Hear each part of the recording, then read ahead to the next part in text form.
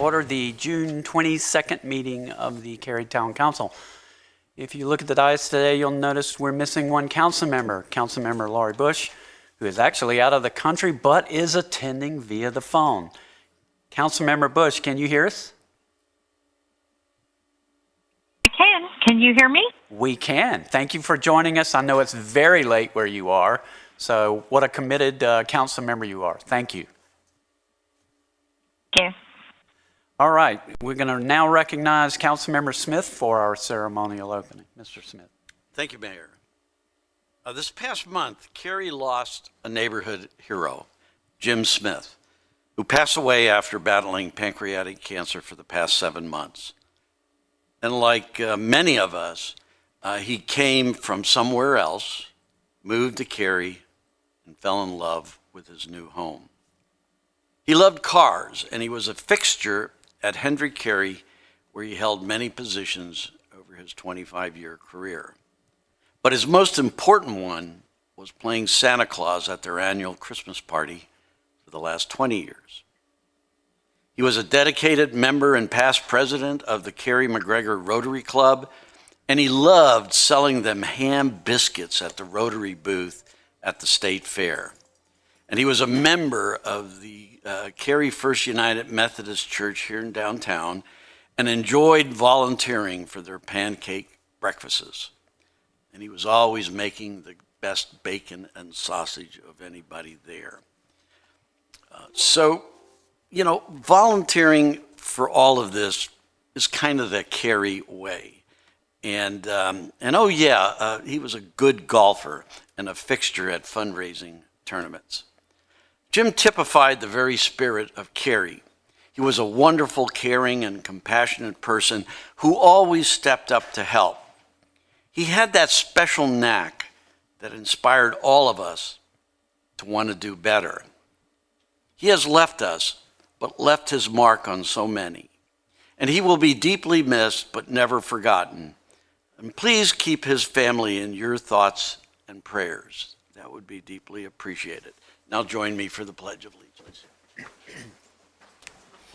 Pledge allegiance to the flag of the United States of America and to the republic for which it stands, one nation, under God, indivisible, with liberty and justice for all. Thank you, Mr. Smith. We now come to the adoption of the agenda. I would entertain a motion to do so. So moved. Second. There's a motion and a second. Discussion. All in favor, please say aye. Aye. Any opposed? Motion carries unanimously. We now move to recognitions, reports, and presentations. We have some scouts in our audience, Lillian and Kate, who are working from Troop 2019, that are working on the star rank and their citizenship and community badge. Would you stand up and be recognized?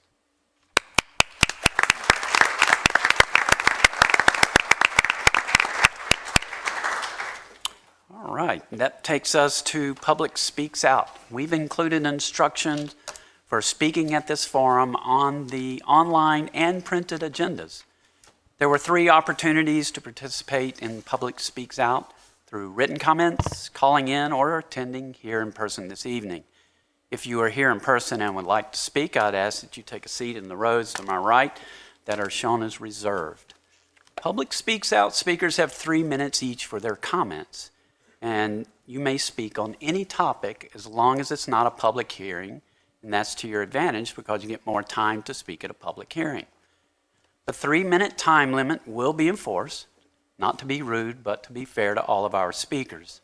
There's a timer on the podium. It'll start off with a green light. After 2.5 minutes, when there's 30 seconds remaining, it'll turn to a yellow light, and when your time expires, it will turn to a flashing red light. And that's the moment, again, that I will interrupt you. Again, not trying to be rude, but trying to be fair to all of our speakers. I thank everyone in the audience for understanding that this is a business meeting. Please do not applaud, make remarks from your seats, or anything else that may distract from this meeting. So now is the time for Public Speaks Out. And first, I will call on the clerk to read any written comments and then call on any registered speakers. We had 8 written comments.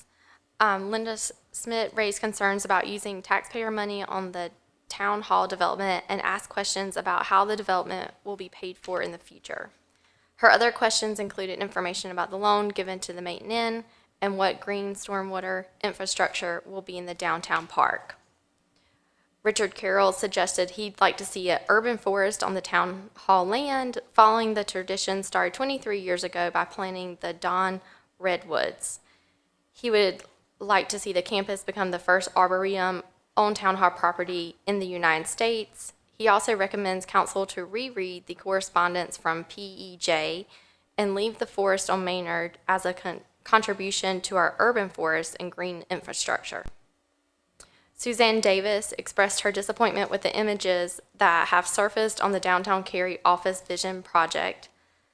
She suggested the town consider downtown traffic and commercial market, recommended taking a pause and seeing downtown complete before the next office development.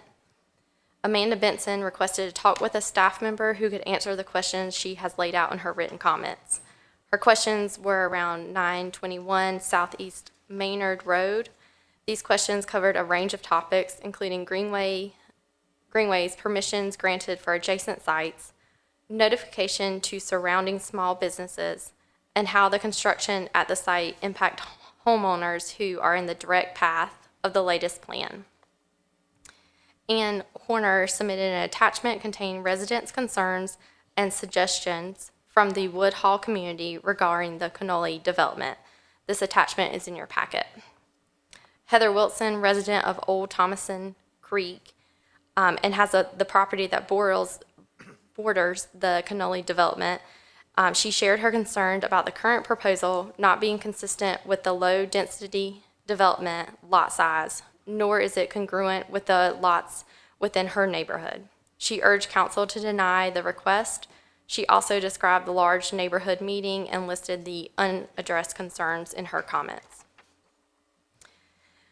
Samantha Matro raised multiple concerns which are detailed in her full remarks. Two main concerns were affordable housing and environmental actions. She suggested that Cary's affordable housing be accommodating to all income levels and not destroy part of the Walnut Creek watershed.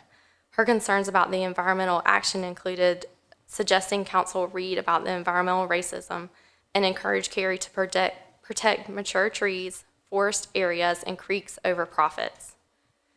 John Bull submitted written comments and also signed up to speak on these comments. Thank you.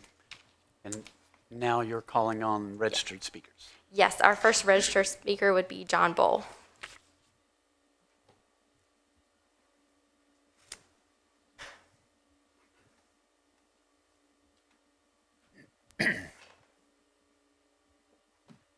Thank you, ladies and gentlemen of the council.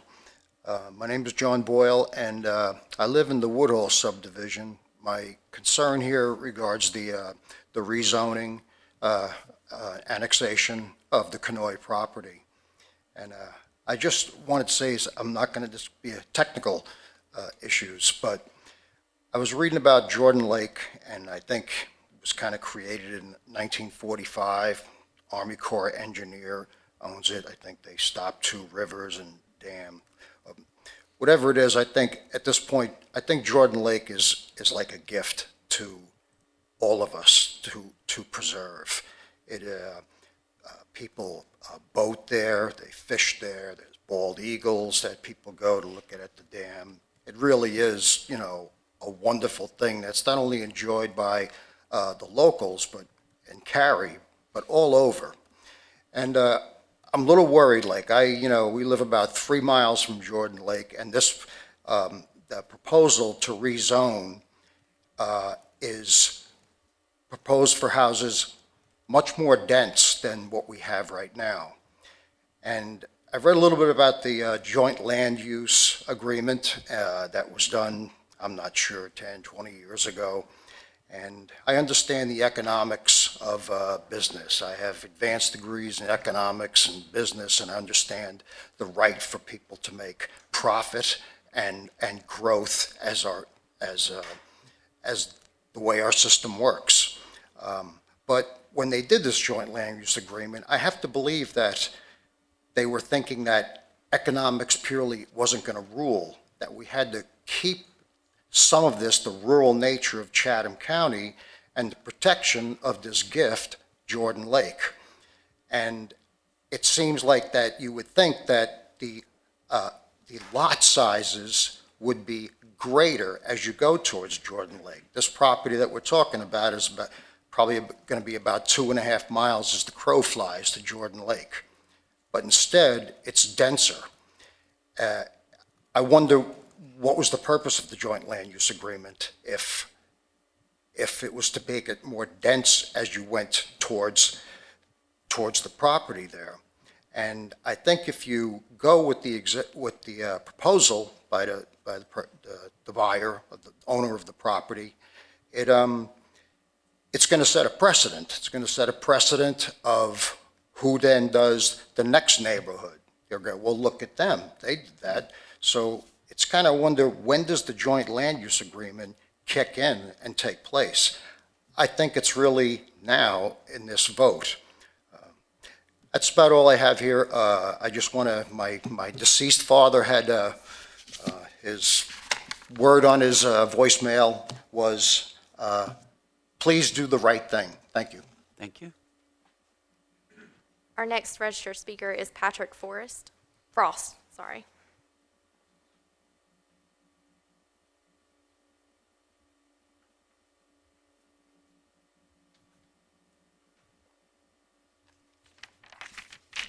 Hello, I'm Patrick Frost. I'm joined here by my wife, Christine, my mother-in-law. Some other like-minded friends are joining as well here, as well as online. My wife and I have lived in this beautiful town for the past 30 years, and we're seeing Cary go in the wrong direction. The Apostle Paul writes in Romans 13 that there is no authority except what God has established. Therefore, you are all ministers of God, and you are charged with promoting good and punishing evil. Instead, you have been promoting evil and punishing good. The town has proclaimed June to be Pride Month and is celebrating the sinful homosexual and transgender ideology. It is a destructive worldview that undermines God's design for the family, and millions of children are suffering abuse and being robbed of their innocence as a result. How dare you try to indoctrinate our town into joining this wicked sex cult? It is appalling that anyone would celebrate sin like this. Would you celebrate lying? Sadly, we know that you would, because 2 members of this council have lied to us. 2 years ago, we warned this council that a non-discrimination ordinance, sexual orientation and gender identity would be weaponized against Christians. And 2 council members assured us that these laws are made at the state and federal level, and the town has no authority to pass laws like that. And yet last year, the town voted to adopt Wake County's NDO. Perhaps it's fitting that the council has chosen to celebrate Pride because it takes extreme pride to defy God and make up your own moral standards. Maybe you think that we're being hypocritical for condemning sin. Maybe you think that our message is all about hatred and bigotry, but nothing could be further from the truth. We came here today to celebrate one of the fruits of the Spirit, which is love. And no, I don't mean the world's definition of love, where you affirm sin so you don't hurt people's feelings or so you can fit in with the cool crowd. Real love reflects God's character because God is love.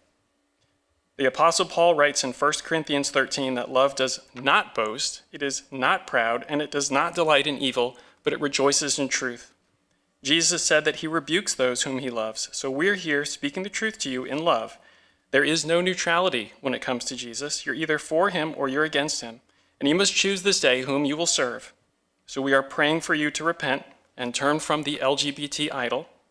We also pray for those that you are leading astray with your demonic proclamation. We pray that those who have been seduced by the LGBT propaganda would turn to Christ and receive true love and forgiveness. Thank you. Our next speaker is Susan Jenkin.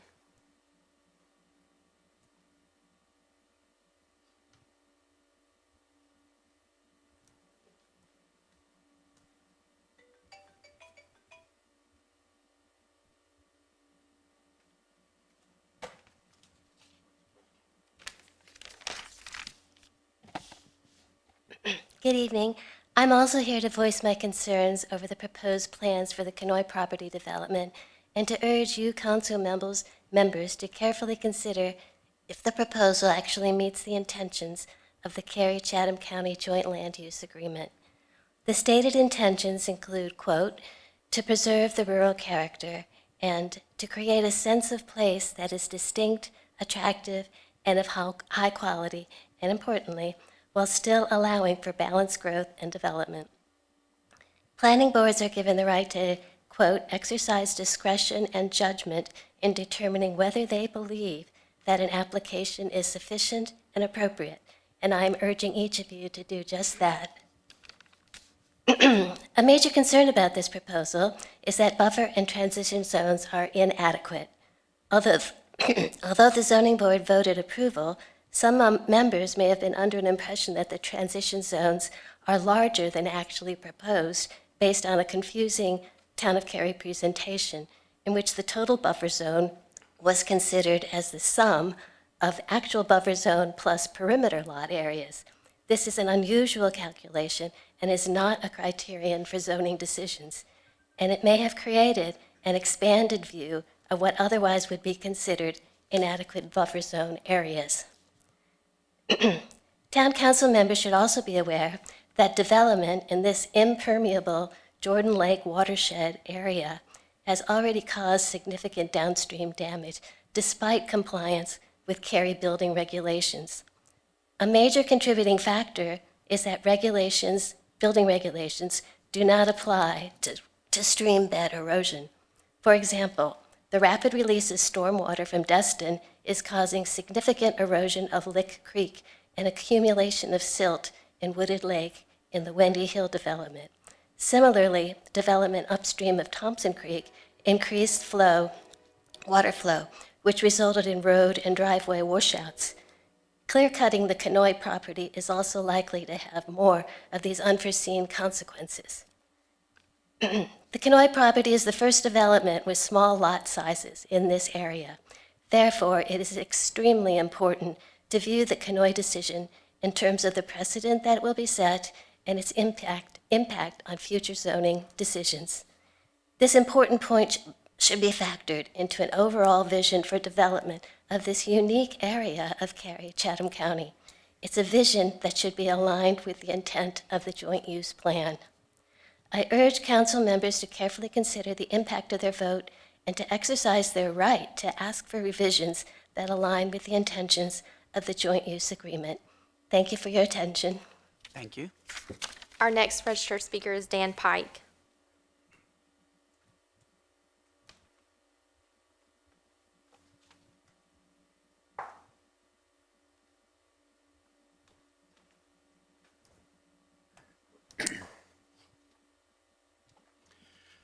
Good evening, friends. It's an honor to be here in front of you again. I'm here tonight representing the board of the Cary Downtown Farmers Market, in which we have some folks here, and along with our market manager who's here, and our vendors and the hundreds of patrons that visit us each week at the market. In front of you that we provided earlier is our 2022 year in review for the Cary Downtown Farmers Market. From that, I'm going to highlight that we welcomed approximately 25,000 patrons in 2022. And that doesn't include the 10,000 plus people we had at our Farmers Fall Festival last September. Vendors in 2022 earned sales in excess of $430,000.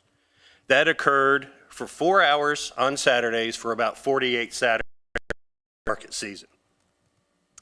We allow no resale at the market, and with the exception of fish, and all of our vendors must be within a 100-mile radius. So the money that the vendors made stays here and makes a difference. We proudly have 3 programs that greatly benefit our community. The first program is Eat a Rainbow. This program is designed for children to learn that eating all colors of the rainbow are good for them. We provide our young patrons with a passport and a $5 coupon to spend every Saturday at the market so they can buy fruits and vegetables of all different colors. When they're done shopping, they come back to the information tent and get the colors checked off on their passport, and when it's full, they get a prize, a grand prize. The second program is our Nutrition Assistance Program. We accept SNAP, and the beautiful thing about our program is that we will double the person's dollars up until $30. So if they come to the market and get $30 off of their SNAP card, we provide them with $60 worth of tokens to spend at the market. In 7 months in 2022, we gave out over $5,000 in benefits for this program.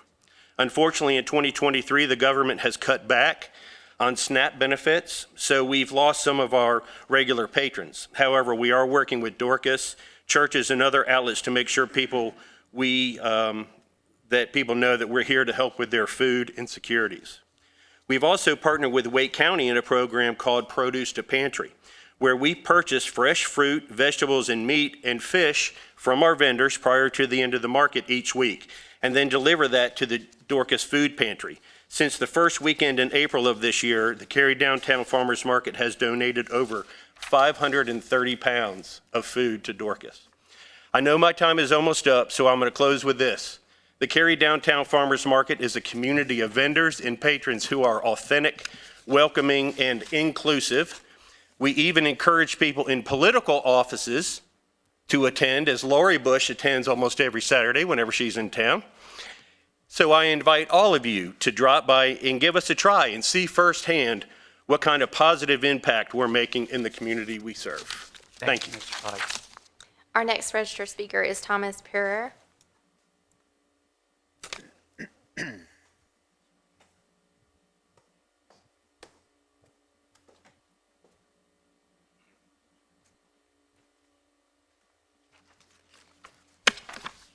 Hello, everyone. Kind of interesting that there's a recurring theme of density and transition and preservation out there, and it's kind of an eye-opening moment here. My name is Thomas Pera. I'm at 243 Maryland Circle in the Triangle Forest. My purpose here is to update you regarding the open question of rezoning case 21 REZ 16, the old Apex Road, from the perspective of the surrounding community members. The public hearing on this matter was brought before you on July 28th of last year, and during that meeting, your unanimous feedback was that the project as proposed then at 255 units was too great of massing and density for the area as proposed during that public meeting.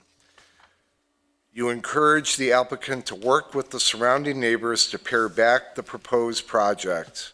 On November 28th, the town board appointed Citizen Planning and Zoning Board also heard the case, which was presented with the original proposed 255 units, with a concession of an additional 100-foot setback along the western property line.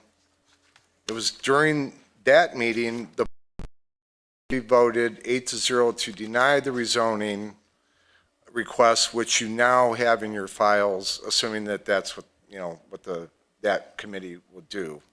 I just have to believe it would. Since the November 2022 Planning and Zoning meeting, the applicant has not contacted anyone from the Triangle Forest neighborhood or any other surrounding neighborhoods to discuss working out a fair and equitable plan to scale back the size, massing, and density of the project. So I think it's important for all of you to understand that we're making all effort to work this out.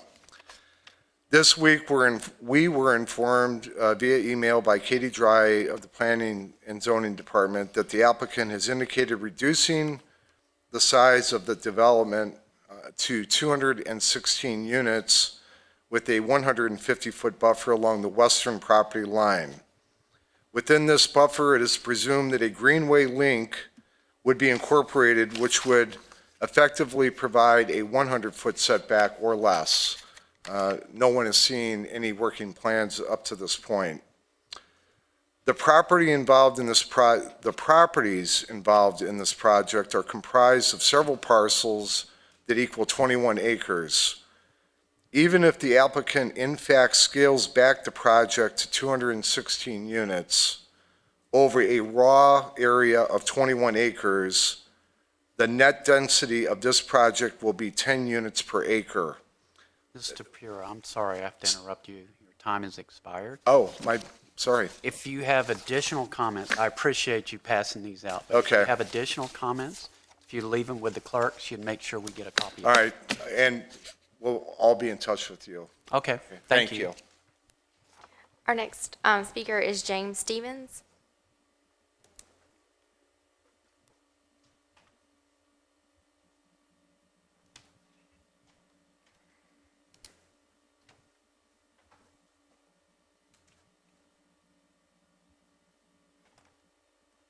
Good evening. I'm James Stevens. I'd like to extend on some previous comments that were made regarding the Kenoi property approval, which is before you today, and to be specific about the recent planning board vote. The Kenoi property is in a 2 homes per acre or low-density area under the joint use plan. Although the Kenoi property meets the basic minimum requirement of 2 homes per acre based on gross acreage, the lot sizes are very small in the developable area. The development is also in a transition zone between the low-density and very low-density zone developments. An important aspect of the annexation and rezoning addressed by the joint use plan, quoting from section 3.6, is, quote, rezoning and development requests should conform to this plan's recommendation and that appropriate transitions should be provided between developments. Planning boards may exercise discretion and judgment in determining whether they believe that the transition proposed is sufficient and appropriate. This provision of the joint use plan and the flexibility outlined under the plan was not presented to the planning board by the Town of Cary Planning Department. The only reference to the joint use plan presented by the Town of Cary Planning Department was that it had been considered as part of the overall Imagine Cary framework review and met the minimum requirements. We believe this was an error, and the board should have been informed more clearly regarding both its responsibilities and the discretion allowed under the joint use plan. This was particularly clear when in the 4-2 vote, members voted yes, but expressed concern regarding the impact on surrounding residents of the high-density lot sizes that will be fit into the developable area, but voted yes anyway, apparently because they believed the plan had met minimum requirements and that was all that was necessary. Had they been informed that the joint use plan allows and even encourages discretion in zoning decisions in transition areas, and had the case been better presented to the board, the outcome may have been entirely different. Indeed, we believe for this and future decisions, the joint use plan should be the most important factor in decisions, not just an add-on to the Imagine Cary framework. Thus, we believe the decision by the planning board was wrongly decided because they did not act with full understanding of the discretion allowed under the joint plan. Had this been presented, we believe the reticence in voting yes expressed by at least one member of the planning board would have led to a no vote. Residents had no chance to present while developers spoke extensively. We ask that you not approve the zoning application. It's been extremely frustrating to try to get support from either Chatham County or Town of Cary regarding application of the joint use plan for residents. You can start making a difference now and set an important and much-needed precedent for future developments which are in the approval process and make the joint use plan the centerpiece of future approval decisions. We strongly encourage you to vote no for this approval. Thank you. Thank you. Our next registered speaker is Mark Swallow.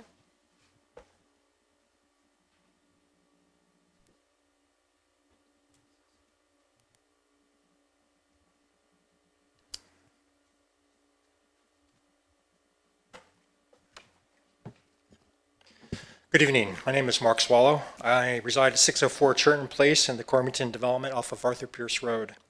I'm here to challenge the council to think holistically in detail about how the town addresses climate change. Let me explain what I mean. My wife and I had our new home built last year. I knew that I was going to have solar panels installed and ensured that they would be permitted by the HOA. As the town was being built, I requested the builder incorporate 2 metal flexible conduits, one from each roof area, to funnel the wiring from the panels down to the solar control panel in the garage. This took months to gain agreement.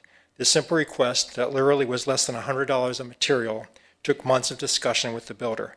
I can't be the only Cary citizen that is building or will be building in a town that could make use of this. Just before we closed, a Cary town inspector came out and required the builder to plant an elm tree and an oak tree in the backyard. Sounds great, right? Except in 10 or 15 years, they're going to be blocking out my solar panels. Now look, I understand the value of trees. I like trees. I'm not opposed to trees. But couldn't there be some other type of tree that could be planted back there that would not tower over my home? Something like a redbud tree, a dogwood tree, something else. I've had my solar panels since November. I've saved 5 megawatts of electricity by powering my home and electric car with my panels. I've fed back to the grid 1.9 megawatts of electricity to offset others' use of electricity.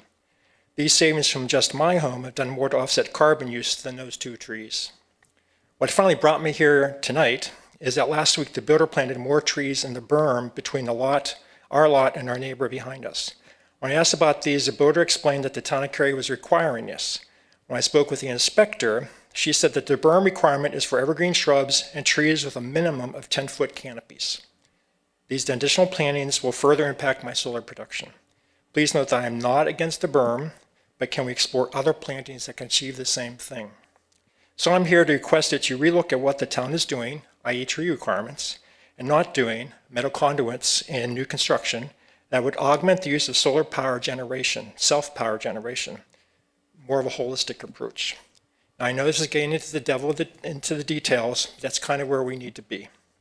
We are at the point, Council, that we must do more to reduce our carbon footprints, or our children and their children will have a truly catastrophic environment in which to live. I look forward to hearing more about the next steps on this. Thank you for your time, for your service to our community, and for listening to me. Good night. Thank you. Our last speaker is Glinda Top.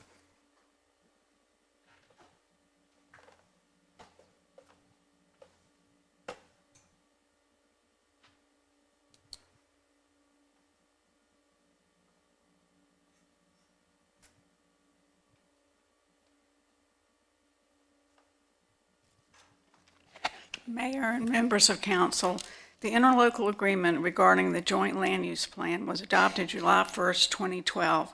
As stated in the agreement, for as long as the agreement is in effect, the town and county will participate in an assessment every 5 years to determine if a joint update is needed. At the last assessment, it was determined that no update was needed. The property remains in the low-density classification. The density is a maximum of 2 units per acre with no minimum lot size. Also, with the Kenoi rezoning, Chatham County wrote to the town that the proposed rezoning complies with the joint plan. We've made numerous changes since it was originally submitted and since the public hearing, which I'd like to go over very briefly.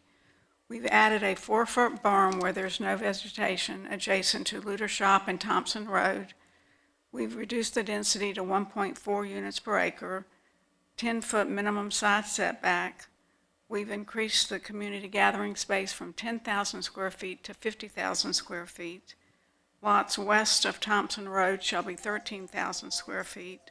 We've agreed to no individual driveway cuts on Thompson Road, and 14 lots west of Thompson Road and 60 lots east of Thompson Road must abut common open space. It's important to note that the town of Cary has the most stringent stormwater requirements of any municipality in Wake County. Cary requires that development attain the 100-year storm to meet pre- versus post requirements. This requirement further ensures the protection of Jordan Lake. The proposed rezoning is outside the rural buffer boundary, thus allowing for the extension of public water and sewer. The applicant has worked diligently with the adjacent property owners through neighborhood meetings and other conversations with the town of Cary staff and council members in developing zoning conditions that meet the spirit and intent of the joint plan to balance the desires of the neighbors and the developer. In summary, the rezoning proposes a zoning classification that is consistent with the joint plan and complies with numerous chapters of the Cary Community Plan.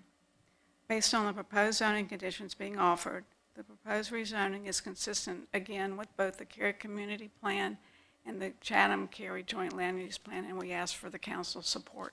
Thank you. Thank you, Ms. Top. No additional registered speakers. If you haven't registered and you are here this evening and would like to speak at Public Speaks Out, I would invite you forward at this time.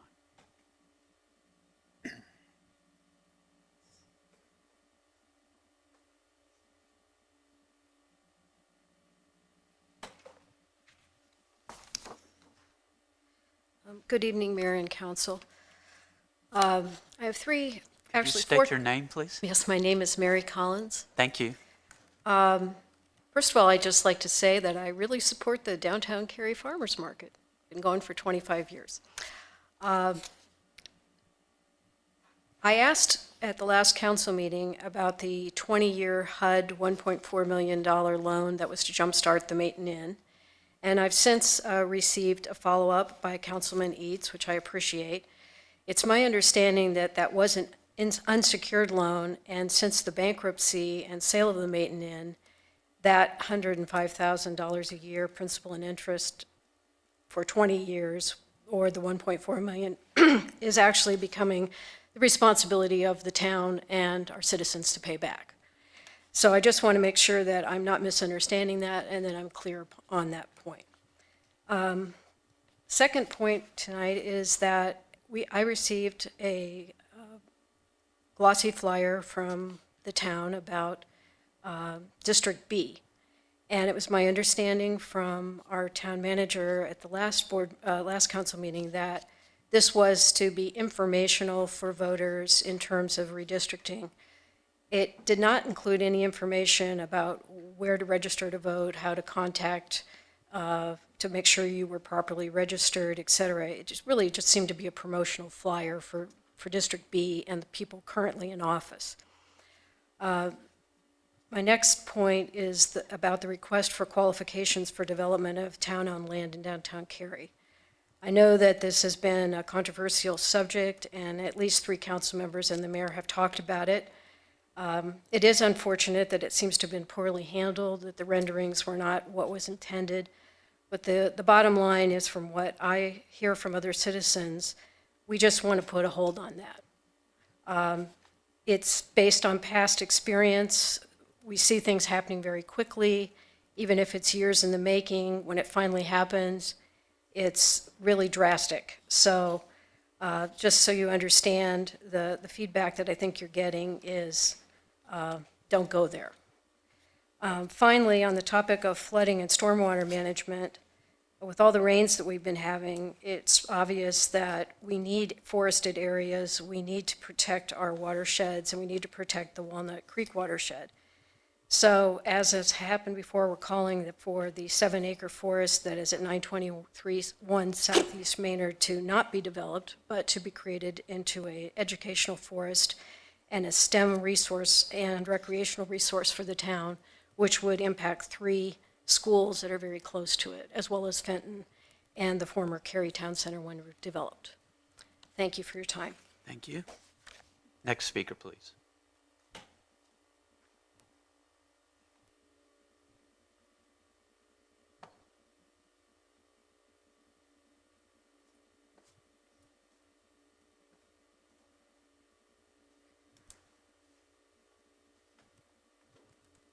Good evening. Good evening, members of council. I'm Patrick ONeal. I live at Windy Hill subdivision, right off Ludershop Road. We've addressed, my neighbors have and friends already, concerns about the high density that's entering into that rural area off Ludershop Road, not just with proposed Conoy property, but other projects that are also being discussed and planned with planning, working towards rezoning. In particular, let me address, because I already agree with what's been said on the other speakers pertaining to that, but I know the concerns that have been expressed over the years about light pollution. And I want to challenge you to drive out now Ludershop Road and see the requirements that have been placed for lighting. We're starting to look like one of the runways at Raleigh-Durham Airport, but well-lit runway. It's, the light pollution is getting extreme. That rural country atmosphere that's been there is gone. The night sky is disappearing. And we know that's not the intent of the Joyce use plan, but that is what's happening. And part of that, as we speak with the developers there, and I have a background, a developer myself, as they have been informed that that is the lighting that must be installed on not only Ludershop, but along Barbie Road. And there's another property there of 83 acres that you'll probably be hearing about. And it's just that entire area, the light pollution is just extreme. Oh, and it's coming from that overdevelopment, high density. And we ask you to take seriously that consideration. have already been addressed about those other concerns of the joint use and the intent. We've had discussions with all. We ask that you'd seriously consider the future of what that area will look like at the pace it's going, the development's being allowed, the lighting situation, the watershed area. After today's rain, which we all probably experienced, was not a joy if you were out in it. I can speak from experience on that. But right now, if you were to go and look at the streams that are just flowing into the lake at Windy Hill and the extreme amount of washout that's taking place, and it's because of the density that's being allowed. You can do lots of planning, lots of retention ponds, but when we have these kind of storms and rains that come through, we're not doing enough to really prevent the erosion that's taking place. Thank you. Thank you. Next speaker, please.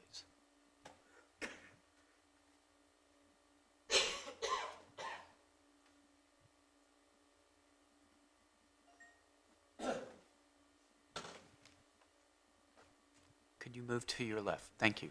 Hi. Good evening. Carey Strickland Ward. I live in Old Thompson Creek subdivision, and I guess I'll close this out tonight. So the Conoy 22 Res 13 is coming up for your vote tonight. It is a special and unique property, and when you watch the zoning board information, they said 23 acres will be left unbuilt. It's because 23 acres are not buildable.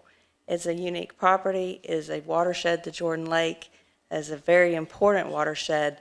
It is about 3 miles, if you look at it, not on roads, but just from the topography to the lake, it's about 3 miles.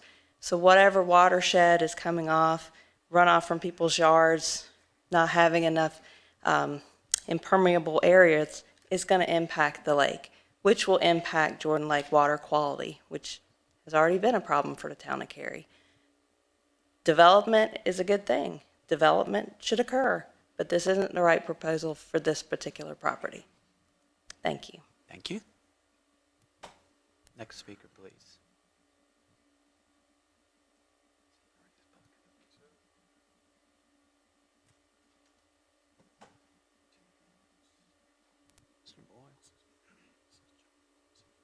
Mr. Boyle, have you already spoken? We're only allowing one time. Sorry. If you have additional comments, we'd be glad to get them through the town clerk.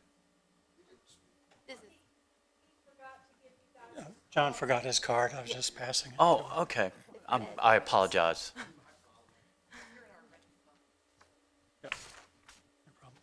My name's Ed Burnett, and I'm here to speak on the Conoy property. I should know you. You worked at SAS, right? I did. I apologize. Twice. I was there 37 years. Thank you. Please proceed. So I've been in Cary for about 40 years now. It was a lot different back then. Harrison was 2 lanes. Maynard, I think, was a dirt road up in that area. A lot has changed. You've heard a lot about the joint use plan, and I just want to reiterate that. I have a couple of handouts here. Page 1 shows the lot sizes that we're talking about. You have the Woodhall lots, which are 21,000 square foot on that side. And then the proposal is to go down to one row of 15,000. And you can see in that box how big that is. And then immediately go down to 10,000, which is pretty small. To the southwest, it'll be 13. And to the northwest is Destin, which will be which is about 22,000. By the way, that big box around it, that's the size of the old Thompson Creek neighborhood lot, about 4 acres. They range from 3 to 8. On the second page is just my drawing of what the property might look like with 140 approximately houses on it. I've gotten to know the builder, Mr. Farrell, and his partner, Mr. Smith. They're here tonight. and also Glinda. They're good people. I just think we have a disagreement in this case. Has anybody ever come before you to ask for more density? Have they said, you know, I like this proposal, but I'd kind of like to see smaller lots? Nobody does that. Why is that? Because it's your job, your hard job, to balance the needs of the developer and the community.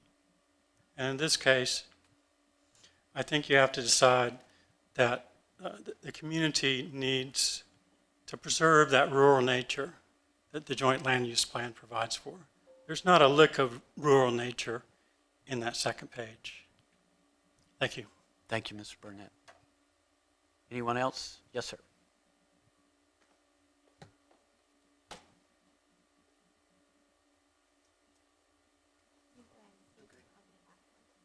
Hi, my name's Alan House. I appreciate you all being here. So I just wanted to say in the past few months driving around Cary, I'm just noticing more people running red lights, and it's starting to get a concern for me. And I don't know if that falls under. I think a lot of lights have cameras. I myself in the past have gotten a fine from a camera, but I just don't know how many. I'm probably courting another fine by saying this here in front of all of you, but I'm willing to do that because I'm just concerned seeing more and more people running red lights. So whatever can be done to try increase the enforcement on that, more cameras or more funding for turning more cameras on, I don't know. But I just wanted to say that. Thank you. Mr. House, if you leave your contact information, the chief is sitting right there. Oh. He can have somebody work with you, and we don't have red light cameras. So you don't? Safe. Oh, you did? Oh, okay. Really? So make sure you leave your contact information, and somebody will be in touch. Okay. Okay, thank you. Anyone else to speak at Public Speaks Out? Seeing no one, we'll close Public Speaks Out, and we'll move to the fourth item on our agenda, which is the consent agenda. For the people watching our meeting on TV, I'm going to take a moment to review the consent agenda items. Please keep in mind that one vote approves all of these items. On the consent agenda, we have proposed amendments to Town Code of Ordinances, resolution for tax collection for the 2024 fiscal year, Act 29 ordinance amendments, technical and minor, calling for a public hearing on 23A06 Merit Properties annexation, calling for a public hearing on 23A02 11550 Green Level Church Road, AT&T South LLC license agreement, 21 REZ 17 Destin Phase 3 and statement of consistency, 21A 18 Goodwin and Destin LLC annexation, and 23 REZ02 Wicklow Drive zoning map correction.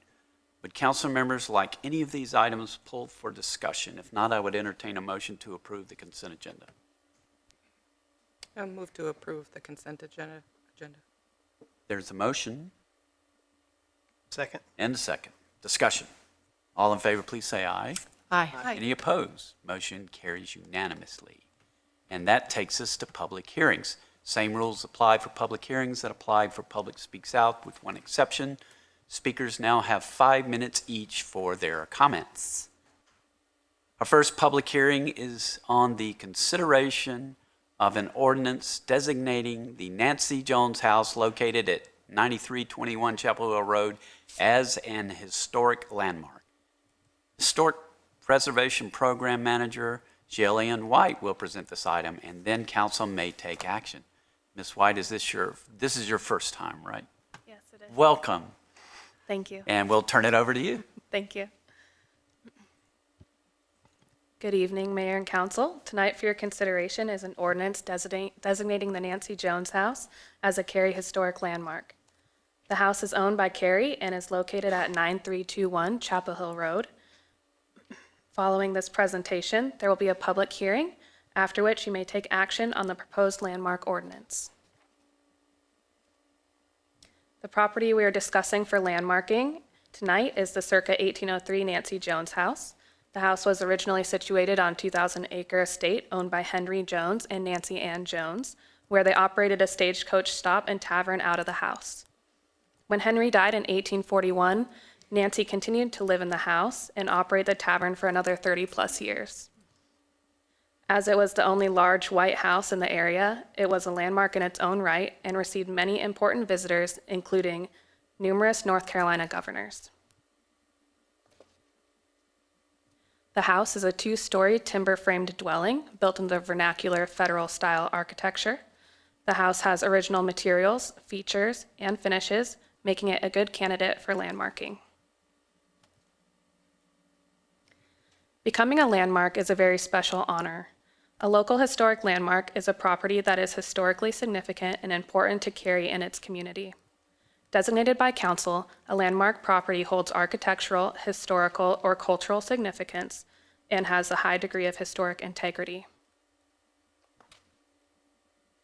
Once a property is designated as a landmark, owners must apply for and receive a special permit called a certificate of appropriateness before making a repair or replacement when there's a change in the design, materials, or general appearance to the exterior of the building or site. Minor changes may be reviewed by staff. However, the commission must hold a quasi-judicial hearing, public hearing, on applications for major changes. In 2019, the Nancy Jones House was located at 9391 Chapel Hill Road on property owned by the SV Temple of North Carolina. After various stakeholder meetings and collaboration with the temple, the community, the State Historic Preservation Office, and staff, Cary took ownership of the Nancy Jones House with the intention to relocate it and retain its listing in the National Register of Historic Places. Thanks to the initiative of council many years ago, in March of 2021, Cary relocated the house to town-owned property approximately 500 feet down the road to 9321 Chapel Hill Road.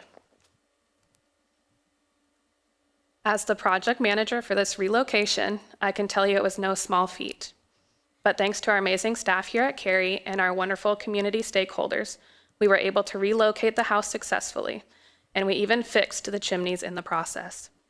Not to mention, we salvaged the original historic brick foundation and reused it at the new site. Because of this thoughtful and diligent work, in May of 2022, it was confirmed that the Nancy Jones House would remain listed in the National Register of Historic Places. Following the relocation, staff contracted with MDM Historical Consultants to complete a landmark nomination report. The report was received in August of 2022 and subsequently submitted to the State Historic Preservation Office for its review and comment. The Nancy Jones House is historically significant because it embodies the distinctive characteristics of federal-style architecture built in the early 19th century Wake County. The house has retained a high level of integrity in the areas of workmanship, materials, and design. As required, the Historic Preservation Commission held a public hearing on November 9th, 2022, and have provided the following statement for me to share with you. At the November 9th meeting, the HPC considered the merits of historic landmark designation for the Nancy Jones House. Town staff presented a thorough report, and the commission reviewed the landmark nomination and the comments provided by the State Historic Preservation Office. The commission held a public hearing at which there was one speaker. Following the public hearing, the commission voted unanimously to recommend to council that they consider designating the Nancy Jones House a Cary Historic Landmark. The HPC is supportive of this landmarking and excited to see Cary continuing the trend of landmarking town-owned historic properties to better preserve and celebrate Cary's history. The proposed landmark ordinance includes all exterior design elements, including form, features, and materials of the building, as well as the select interior elements from the original part of the house. Any minor or major changes to the interior elements will be reviewed by staff following the same process as a minor certificate of appropriateness. As we move into the rehabilitation phase later this year, each of the ordinance elements will be considered and work will be completed using the Secretary of the Interior standards.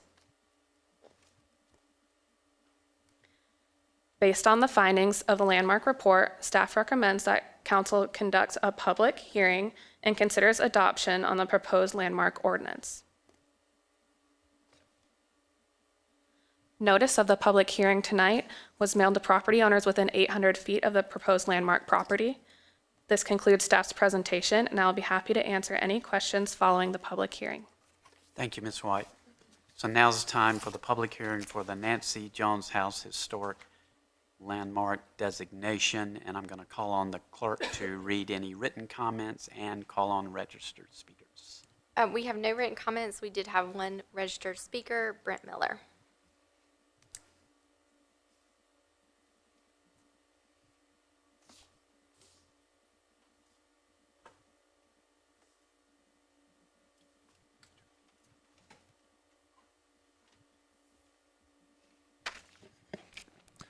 Good evening, Mayor and Council.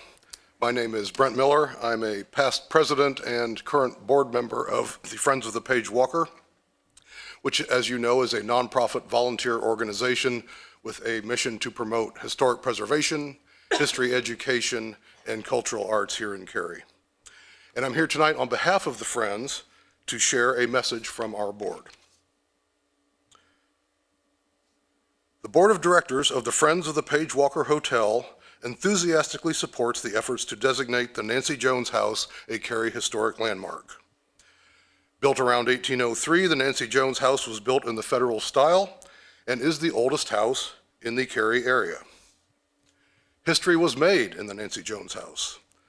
The Stagecoach Stop and Tavern were visited by a number of political dignitaries, including President James K. Polk, the 11th President of the U.S., as well as former North Carolina Governors John Branch, John Motley Moorhead, and William Alexander Graham.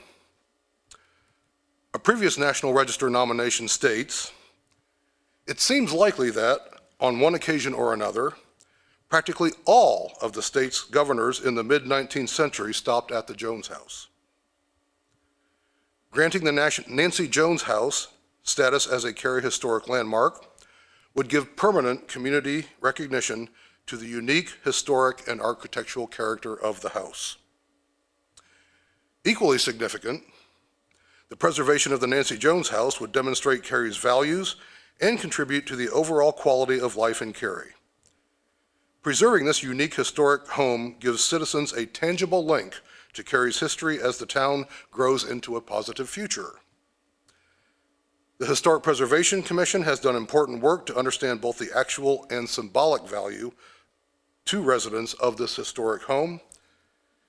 And so, being composed of citizen volunteers and working to represent Cary citizens, the Friends Board of Directors thanks the Historic Preservation Commission for their work to date and supports a recommendation to grant the Nancy Jones House Cary Historic Landmark status. Original signed by Cary Mead, President of the Friends of the Page Walker. And that concludes the message from the Friends. But I see I have a little bit of time left, and I've got over my shyness, so I'd like to add a personal note. I spent 6 years on Cary's Historic Preservation Commission, 5 as chair several years ago, and our town manager, Sean Stiegel, paid a visit to the Historic Preservation Commission, and he said something that stuck with me all these years. And I'm paraphrasing, and hopefully Mr. Stiegel will correct me if I get this wrong, but he said that any town that cares about its history always preserves the oldest house in town and all of its important historic resources. Now, the Nancy Jones House is the oldest remaining house in Cary, and I think it's undoubtedly the most important historic resource that does not currently have landmark protection. And landmark designation is the most significant step that you can take to ensuring its preservation. So I urge you to do just that, and thank you for listening. Thank you, Mr. Miller. Any other registered speakers? No one there. If you're here in the audience this evening and would like to speak at the public hearing on designating the Nancy Jones House as an historic landmark, now's the time to come forward.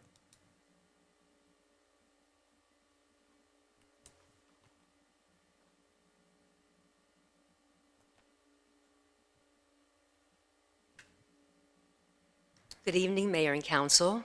I'm Marla Durrell. I've lived in Cary for 34 years, which is a long time, but not historic. I want to be sure to let you know that I'm speaking tonight as a private citizen and not as a member of the Historic Preservation Commission. First of all, I want to thank you for saving this important property. It means a lot to Carey, it means a lot to me. And there's a wonderful story that someday, after this is our landmark, I'd share with you, maybe over a peach brandy. And there's a story behind that. I'd also like to thank you for designating funds for the rehabilitation of this property. It's not inexpensive, but it's valuable. And your action to do that and to continue to support it is important to Carey and important to me. Set exactly where you are. I can tell you that when I would look at the agenda, I'd go down the list and I'd say, easy decision, hard decision, this one's a lose-lose. And you've had those too. So I hope you'll agree with me that tonight this item is a no-brainer, and that you will support the town of Cary and the Nancy Jones House with your vote to make it our most recent and newest Cary historic landmark. Thank you. Thank you, Ms. Durrell. Anyone else to speak at this public hearing? Seeing no one, will close the public hearing and open it up to council members for questions or comments before I call on Councilmember Bush. Any questions or comments? Yeah, just comments. First, Jillian, I want to thank you and your staff, Chris Carmichael, the Friends of the Page Walker, our Historic Preservation Commission, and everybody who's been a part of this. It seems like it's taken a long time, not only to get to the designation point, but also the move. And later on this evening, we're going to be approving a budget that designates funds to not only to preserve, but restore. And I made clear to ask at our work session, exactly what that meant. We're not just preserve it. We are going to restore this thing to its old glory. Seems like forever ago when I met with the previous landowner when we were trying to find a place to put it because of the plans with the temple. And there was this, they were considering developing the land next to it, which they have or are. And I just remember talking to them, hey, by any chance, do you have a little extra property that, maybe we could work something out? And because we really need a place to put this magnificent house. And so, again, I just wanted to thank everybody with the town staff. I know Dana played a part in it, the previous landowner, and everyone. It's a great example to me when everybody works together, we can do something remarkable. And then also to Mr. Miller's comments, it's not just a great home, it was a tavern. And I think also if we're not going to restore and preserve our greatest taverns in history, then we're not much of a town either. So, heck, who knows, maybe one day they'll talk about some old tavern that somebody here went to visit one time or another 100 years from now, who knows. So I'm excited about this one. It has been a long time coming.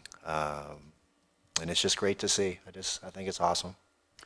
Anyone else, questions or comments? Yeah, I'll Go for it. I will jump in. I want to first, somewhat unrelated to this, kind of wish my wife a happy birthday. Today's her birthday, and an opportunity to join you guys here instead. So,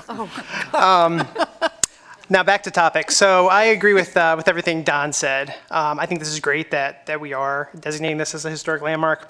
Like Mr. Miller said, this is the oldest residential structure in the area.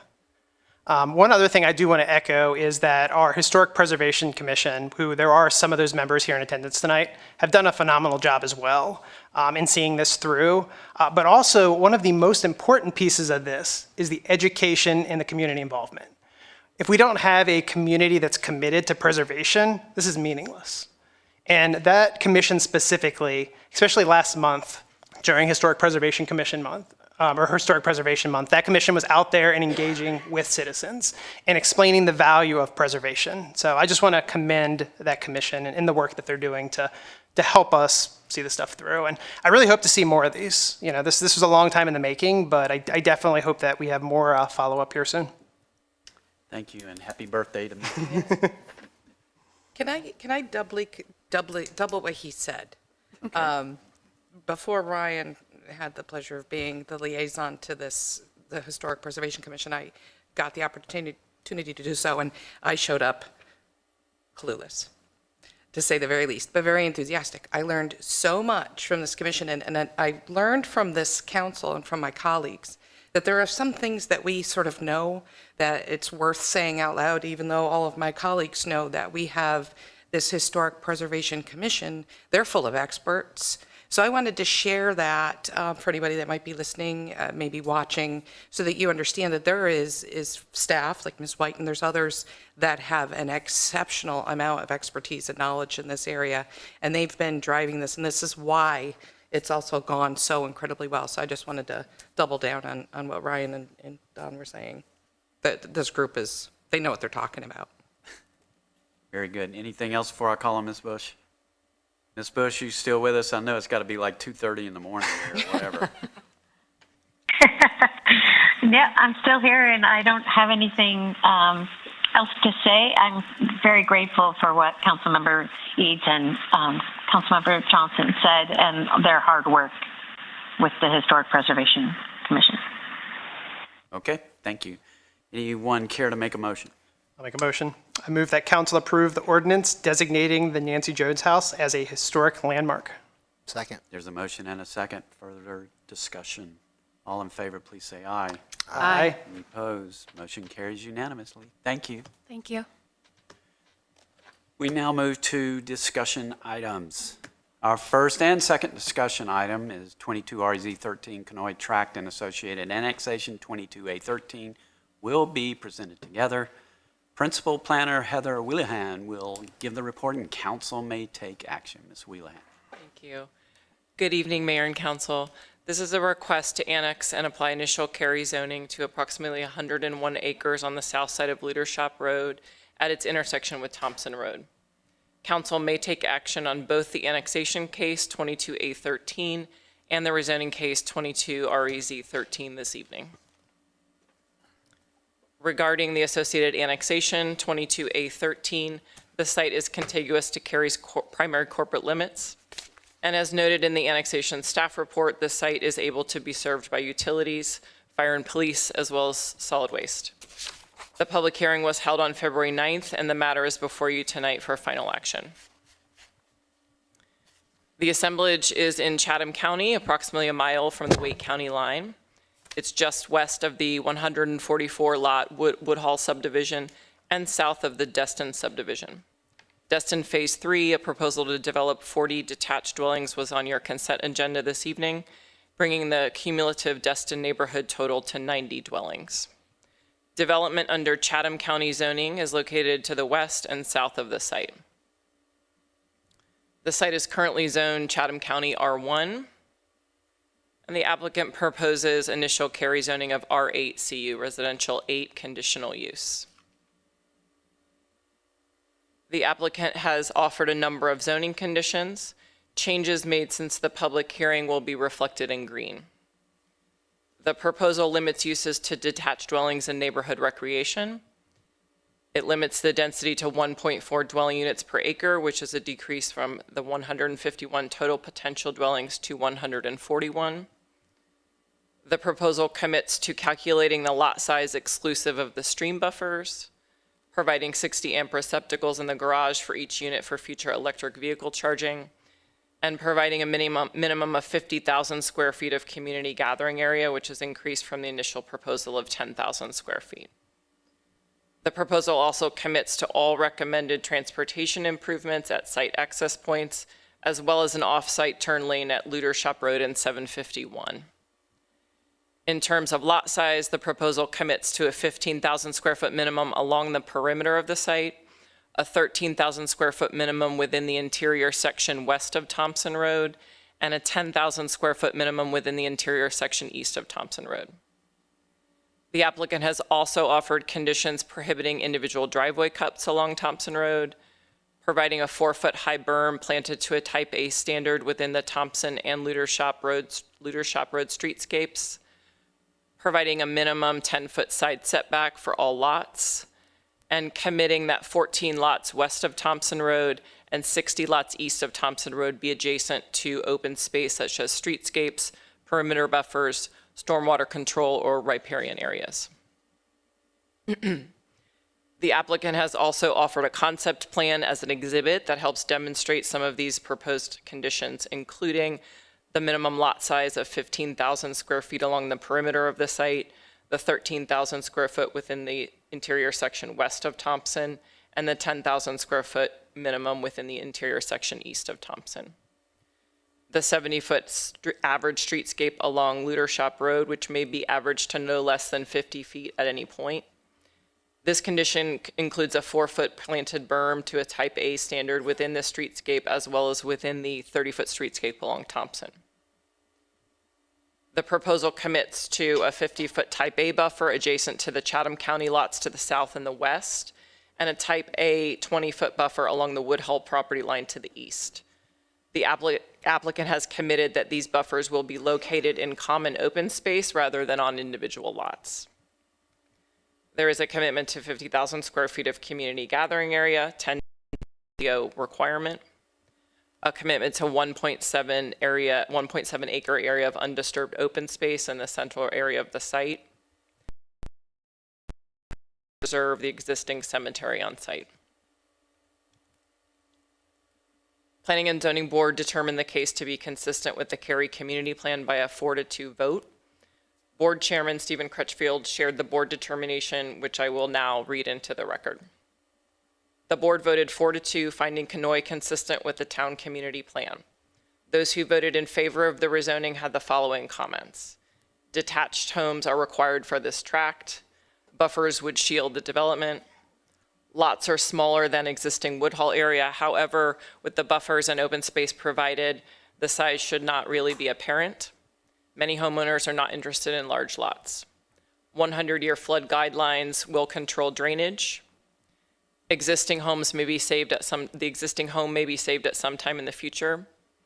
Lot sizes are well within the low density zoning of 1 to 2 homes per acre. Those who voted not consistent with the town community plan had the following comments. Main concern was smaller lot size, not consistent with the lots in Woodhull, cannot add in the buffers to increase lot size. The average lot may come closer to 10,000 square feet. Transition does not seem adequate due to the smaller lot sizes and does not seem to fit low density. That completes Chairman Crutchfield's summary. Since the Planning and Zoning Board, the applicant worked with Cary Capital Area Preservation to evaluate the Conoy house. CAP found the house to have been altered various times over the years and therefore does not consider it a preservation interest. Staff evaluation of the request against the Cary Community Plan includes an analysis of the site in the context of the Chatham-Cary Joint Land Use Plan. The joint plan area with Chatham County is one of Cary's special planning areas, which includes Cary Community Plan policies. First, the Chatham-Cary Plan. The subject site is within the low-density residential sub-area of the Joint Land Use Plan. In this sub-area, the plan recommends up to 2 dwelling units per acre. The proposed density for this case is 1.4 dwelling units per acre. In LDR, the plan allows for a range of housing types, including detached dwellings, duplexes, and townhouses.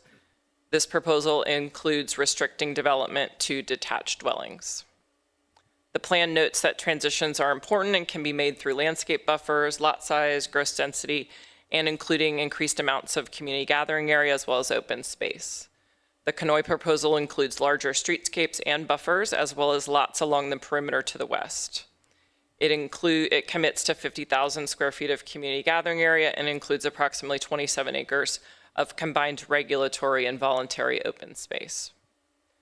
The plan encourages capitalizing on utility availability to help guide development. Development of this parcel would directly continue the extension of utilities along Luter Shop Road from the Woodhull and Destin subdivisions. This map illustrates the gross density analysis and demonstrates how the rezoning would generally continue the established downward transition in density from the Wake County line at the proposed density of 1.4 dwelling units per acre. In regards to lot size transitions, the proposal commits to varying minimums from 15,000 around the perimeter, 13,000 and 10,000 square foot within the interior sections. Additionally, the applicant has proposed a condition committing that a portion of the lots, 14 on the west side of Thompson and 60 on the east side of Thompson, abut common open space. This condition could serve to further accomplish transitions, as it could couple lot minimums with open space, resulting in the visual impact of the development being less intense. Staff found the request supports live, shape, serve, and move chapter policies of the Cary Community Plan. We found that the request supports live by providing housing options and adding to the detached dwelling housing supply. Overall, we found that the proposal supports shape by reasonably addressing the plan's intent for transitions through enhanced streetscapes and perimeter buffers, downward gross density pattern, a site layout including 10, 13, and 15,000 square foot lots, as well as requiring that these lots be platted exclusive of the riparian buffers and that a portion of the lots be adjacent to open space.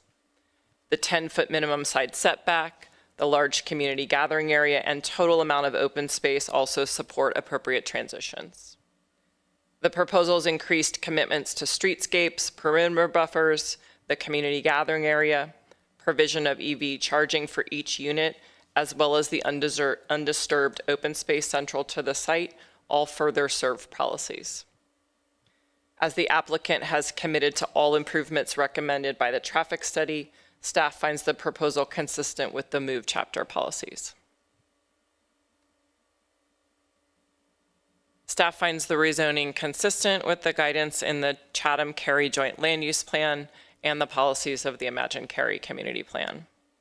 Staff recommends approval of this rezoning request with the conditions as proposed by the applicant, and that council adopt the attached rezoning ordinance and the statement of consistency. This concludes my presentation. I'm happy to answer any questions you may have as you discuss.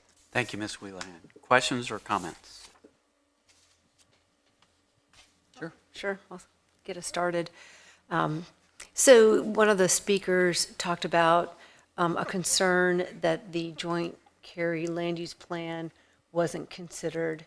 And I think either Ms. Wheelahan or Ms. Glover could address that, because it was mentioned, but I think it's worth repeating and clarifying because it is confusing. It is easy to think that it wasn't considered when the board looked at, was this project consistent with the Cary Community Plan, but it is, it was considered because it's part of the plan. Right, so the Chatham-Cary Joint Land Use Plan is technically an appendix to the Imagine Cary Community Plan. It's incorporated and it's part of it. So when the Planning and Zoning Board is reviewing whether things are consistent with the Cary Community Plan, they're also looking at the Chatham-Cary Plan, they're looking at the Housing Plan, they're looking at the Parks and Rec Plan, and all the other plans that support the Imagine Cary Community Plan. Okay, thank you, Ms. Glover.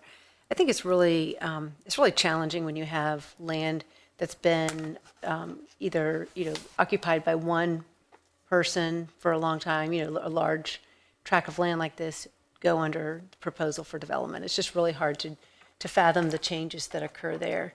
And so I think it's normal for people to be looking for reasons why it shouldn't happen, because it doesn't feel good having this developed. And so what we've been hearing is that we don't have the correct transition down, and that we're going to have implications to the quality of life out there, such as light pollution and whatnot, which I don't think we deny. I think we know that development causes light pollution. But it is a reality that, and it's articulated here, that this project does meet the joint Cary Chatham Land Use Plan, and I think I'm the only person here that actually was on that committee. Well, I was on part of it. Yeah, you were on part of it. Yeah, and you voted for it. Of course, Jack voted for it. But you wouldn't let me on. Give me we were concerned what you would do. But it does comply. I mean, this is 1.4 dwelling units per acre.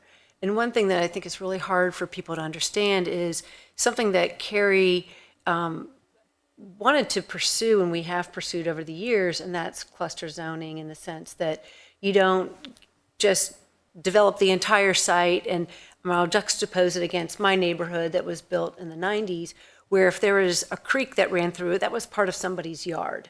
And so every lot in my neighborhood is 20,000 square feet, but it has a creek that runs through and it's completely undeveloped for the back third of the lot or more. And then we have flooding issues because houses are built too close to the creeks and so forth, and we've gone through a lot of remediation. So what you see here is development that's staying off of the creek. You see buffers that are offered, and those are developed. A lot of these buffer spaces are actually developable. They could be put into the lot. The problem is that when you put that buffer space into the lot, it gets developed, it gets cleared. People take out the trees and put a swing set in and whatnot, even if maybe the ideal of the neighborhood is to keep trees as a screener and a buffer, they come down. So by putting this into HOA, it really protects that buffer and does more. So I think it's pretty exceptional how many acres of land is preserved between the buffers, the dedicated open space of 1.7 acres, the 50,000 square feet, which is 10 times our standard. I wish more developers gave us 10 times the standard. All of this comes together to mean that it really is a very low density. It's low density, and our low density is 1 to 3. Everybody keeps calling this a high density neighborhood. We were just talking about some other land, 50 units an acre. That's high density. This is not high density. It falls within that 1 to 3. By technicality, it is a low density neighborhood. So, I like everybody else would rather see land just stay like a field and forest, but people who own land have the right to develop their land, and especially when they comply or exceed with our standards. And I think this project does. Other comments? I have some clarifying questions if I can. Ms. Whelan, the buffers that's being proposed, I think it's a 20-foot type A between this development and Woodhall. Is that LDO required or is that enhanced? So the LDO requirement would be a 20-foot type B. So they have increased the planting standard offering to a type A. And there is a 20-foot buffer on the Woodhall side as well, but it's not platted. It's not platted exclusive of the lots, as Councilwoman Robinson was just alluding to. So the effective buffer could be 40. But on this side, it's a 20, and they're providing that full 20 on this site. Okay, gotcha. There were some concerns by residents about grading of the site. Can you maybe talk a little bit about the mass grading requirements for developments and what the town can and cannot approve? Yeah, so our LDO doesn't allow mass grading for residential sites under 8 dwelling units per acre. There could be some topography challenges that would allow us at the time of development review to allow some grading beyond a lot by lot grading, but that would be on a site where there would be severe topography and there would be fill and retaining walls necessary. That's not something the developer can do without our review and approval. So that doesn't a challenge that this site holds, and so mass grading would likely not be happening here. Okay, got it. And then my last question, and this came up, I think in our original public hearing, and a couple of the speakers articulated this today, stormwater. So this is a general concern that I think we hear about developments in general, and then we also hear things about how Cary's great. Mrs. Topp in her comments said, Cary's the best in Wake County. Can you maybe, just for transparency purposes, describe what kind of standards Cary has, and then maybe kind of help quantify a little bit some of the comments on how good Cary standards are? Yeah, so this site would be held to, subject to Cary's stormwater regulations, which require developers to mitigate to the 100-year storm, and that's far more stringent than the state regulations. So their stormwater devices would be designed and the location cited at time of development plan review, but they would be required to mitigate all impervious surface on the site. And those standards control or speak to peak flow management, water quality. They do take the soils into account, so there is some customization of that based on what the soil is in that particular area. Okay, thank you for clarifying that. That's all I had. Questions, comments? I do have a clarifying question. When I met with the applicant, and I just want to clarify here, based off of also what Ms. Robinson was saying, are the perimeter buffers in particular part of the lots, or are they via the homeowners association language or covenants? Are they separate and part of the preserved open space? So this applicant has offered a condition that they'll plat the lots exclusive of the buffers. So the buffers will be in homeowners association space. They will not be a part of the platted lot that the property owner maintains and owns. Okay, and I was just clarifying based off of what I see in the slide with the conditions, and I just didn't see it there, and I wanted to make sure to call that out, because I was pleased, when I challenged the applicant about some of the stormwater mitigation, understanding that what often happens is people do then clear the trees that are on their property, and then that, that causes significant problems. I was pleased to see that, so I just wanted to make sure I really understood that condition. Yes. Thank you. Any other question or comments before I call on Ms. Bush? I have a whole bunch of comments. That was my only question. You can go if you want. Okay. I have a question before Yes, you do please. that. Go with the questions first. Go ahead, Ms. Okay. Bush. At the February 9th meeting, there was a question, Ms. Wheelhan, about the potential of asking the developer to provide an indication or a letter to prospective homeowners to alert them to the fact that they are not in Wake County but in Chatham County because of some of the complaints we have heard from Chatham County Cary residents, and to somewhat, head that off at the pass. We had a condition like that for previous non-age restricted developments. Was there any progress made there? So we did pass that feedback on to the development team, and they said they would consider that. In terms of it being a condition that we would be interested in accepting, I would defer to Lisa to speak to that. Yeah, I think the enforcement of that would be difficult for staff. And so for that reason, not sure we would recommend that. I do think it's information that the developers can pass along as the project is built out. Okay. Okay, thank you. I just wanted to share a few things. There was a lot of feedback from the community on this project, and initially, I'll be honest, I was not in favor of approving this project. I did a lot of homework. I read the Chatham-Cary Joint Land Use Plan in its entirety. Well done. Wow. Good job.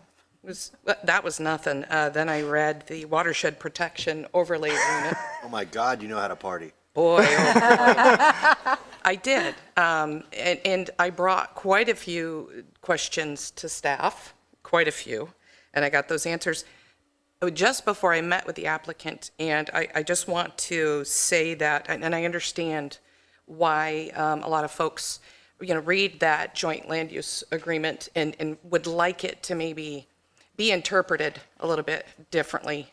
But I do feel, especially after some of the conditions that the applicant agreed to, really they were very open-minded. I said, hey, I'm your stormwater police here. Let's talk about this, right? And I was really, I wasn't unpleasant, but I really did challenge them. And I felt as though this is a good example of not only meeting our requirements, but exceeding them. And that's one of the things that I've had trouble with. I understand the passion that a lot of people feel that are immediately adjacent to this plan.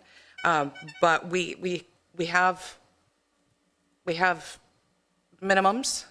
And when somebody exceeds the minimums, I think that sort of speaks to the character of the project. And I just wanted to express that there, even with a thorough reading of these rules and requirements and these agreements, it meets the spirit and I feel the letter of those agreements. Having read and learned quite a bit and quizzing the staff. So I gotta say our staff is a wealth of knowledge. And you know, I believe that even what I was asking about the perimeters being undevelopable, I think that came out of that meeting, and they readily agreed to that. And the engineer that met with, I believe I was with Councilmember Robinson at that point, I am satisfied actually that the stormwater challenges are actually a little bit better with the mitigation that they'll do on this property. That it is, you know, that there is a lot of things that will be a challenge with us developing as we get towards the lake, but I do think that this is in spirit, low density, and I think that they really went a little bit above and beyond with some of the things that I was challenging them to do. I went into that meeting not liking this property and having, you know, this project and having some serious concerns about it, and I feel like they addressed them. So I just wanted to share that. I know that there's some folks that are going to be unhappy with me saying that, but it's what happened, and that's the honest truth. Okay. Any other questions or comments? I'll call on Laurie one more time if not, before we move to motion. I'll jump in then. Okay. So I do want to echo what Ms. Robinson and Ms. Johnson says. I won't, I guess, re-articulate that, but I agree with what you guys said wholeheartedly. For me, I can really relate to these neighbors, specifically the ones in Woodhall that are adjacent to this property. In my backyard right now, I have a large undeveloped tract of land, and I've sat many a nights on my back deck and thought, man, I wonder what they're going to build here one day. And I can guarantee that many of those neighbors were thinking the same thing, wondering what's going to happen here. And I can understand the whole process and going through this is very unnerving, especially when you have a developer that's, you know, kind of changing things as they go. I definitely think the changes that we're making are in the right direction. I echo some of the concerns, but for me, I agree, it meets the spirit of the plan. But I want to take it a step further and kind of put myself in those shoes and say, you know, if I were to have to live in this area, or if I were to have to drive down Luter Shop Road looking at this development, would I be happy? And I would say yes. And the reason for that is that even though there are smaller lot sizes, the developer is doing some mitigation factors on that. Ms. Robinson mentioned the whole clustering aspect. I think that the developer is actually doing a superb job on positioning the smaller lots in a way to make it not as apparent. You know, increasing the lot sizes to 13,000 on the easternmost, I think is great. Having the larger lots around the perimeter is great. It will help provide some additional transition. And I also think that the buffers that are provided are definitely adequate to provide those transitions. But for me, probably the most critical condition that was added between when we first saw this and when we're looking at it today is that 10-foot minimum side setback. And that's something that can be very easily overlooked and misunderstood. And the reason why I think that that's important is because the developer's actually doubling the side setback between what a traditional R8 would allow. And they're in essence making this look like an R12, even though we're going to have smaller lot sizes. And I would argue that driving down Luter Shop Road at 45 miles per hour, looking over, I'm probably not going to notice the difference between a 10,000, 13, 15,000 square foot lot, but I am going to notice the difference between a 5-foot and a 10-foot setback. And I think by increasing that setback and providing more space between the houses, this development is going to look more low density, which is, I think, what the developer is really trying to achieve and what the joint Chatham land use plan is really calling for. So by adding those, I think the developer is doing a good job of mitigating it, and it does make a good fit. Thank you, Mr. Eads. Anyone else? Ms. Bush, you have anything to add? I do not. Thanks for asking. If we're done with questions and comments, are we ready for a motion? I'll make a motion that we approve 22 REZ 13, Canoy Tract and Associated Annexation 22A13, and that we adopt the following documents attached to the online agenda: the annexation ordinance for 22A13, the statement of consistency for 22 REZ 13, and rezoning ordinance for 22 REZ 13. There's a motion. Is there a second? Second. Second. Further discussion. Just to be clear, we're doing the annexation, rezoning, and consistency statement all in one motion. Okay. And the votes are just those here at the table, correct? That's correct. The maximum of 6 votes. All in favor of the motion, please say aye. Aye. Any opposed? Motion carried? No. So motion carries 5-1. Thank you, Ms. Wheeland. Thank you. We now move to our last discussion item, fiscal year 2024 budget adoption. And I'll recognize financial analyst manager Mike Franks. Welcome. Good evening, Mayor and Town Council. I'm very excited to be here tonight for the adoption of the fiscal year 2024 operating and capital budget. This comes after 2 public hearings and various other methods to get public input on the budget. The total fiscal year 2024 budget is $524 million and includes a tax rate of 34.5 cents, which is consistent with last year. Solid waste fees remain at $22 per month, and utility rates are increased 3% to cover additional costs for items such as chemicals, which are required to operate the system. The budget also makes future-focused investments in areas like housing, where Carey will contribute $5.2 million for various capital and operating initiatives. It also invests in public safety with 6 new positions for police. There are also 15 new positions for the downtown park to ensure it can operate and be properly maintained after it opens. Funding of $8.4 million is included for several stormwater projects, focusing on stormwater mitigation and related improvements. Finally, it includes several investments in the environment, including the addition of an energy manager position, which will focus on energy management and emissions reductions. Tonight, the staff recommends that Council adopt the fiscal year FY 2024 recommended budget with proposed changes. Thank you, and I'm happy to answer any questions.